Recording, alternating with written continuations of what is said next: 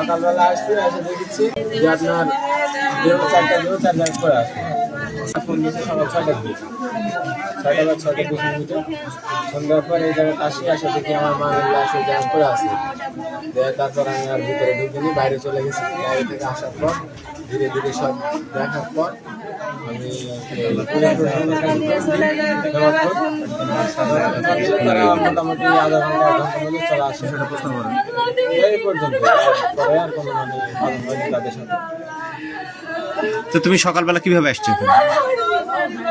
পায়ে হাঁটে আসছি। বাসা কোথায় তোমার?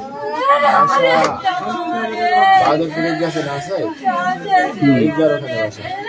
তো তুমি এত সকালে তুমি কেন আসছো? বললা যে বাড়িতে কিছু ফেলে রাখছে কিনা, তুমি যে বললা যে হাইসা পাচ্ছি না খের কাটা, এটা কিভাবে বলো তুমি? সকালবেলা এখানে দাঁড়ায় থেকে বলেছি, সকালবেলা বলেছি সেটা কোন জায়গায়?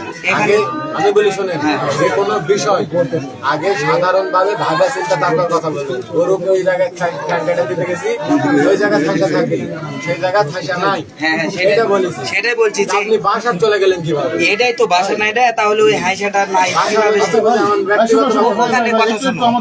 ভাই ক্যামেরাগুলো অফ করেন, এই জায়গা থেকে চলে যান। কেন মানে সকালবেলা কি দেখলেন ভাই একটু কাহিনী বলবেন? যেটা বলছে সেটা তুমি এই যে আজকে যে 4টা হত্যাযজ্ঞ হয়েছে, এই হত্যাযজ্ঞের মধ্যে গরুকে খের কাটে দেওয়ার জন্য গেছো? যুগের সাথে গরু খাই কাটা দেওয়া সম্ভব নয়। তুমি কেন হচ্ছে গরুকে খের কাটতে দিতে গেলা? কে কাটে দিতে যাবে? ভাই একটু প্লিজ আমি একটা প্রশ্ন করি ভাই, তোমার মা আসো। আমি প্রথম ঢুকিনি, এলাকার লোকজন ঢুকছে। আমি আসা দেখেছি যে ওই জায়গায় একটা লাশ পড়ে আছে। ওটা দেখে আমি আবার বাইরে চলে গেছি, যাই মাদ্রাসায় গেছি, যে আনোয়ার মামার কাছ থেকে আপনার পুলিশ স্টেশনের নাম্বার নিয়েছি, নিয়ে ওই জায়গা থেকে ফোন দিয়েছি। ফোন দিয়ে প্রায় 1 ঘন্টার মধ্যে চলে আসছে, বুঝছেন। সকালে এসে কি দেখছিলাম? সকালে এসে দেখলাম সবাই মানে ভিড় লাগা ছিল, তখন আমি দেখলাম যে ওই চটি দিয়ে লাশটা ঢাকা রাখা ছিল, আর রক্ত মানে গলায় চলে গেছিল।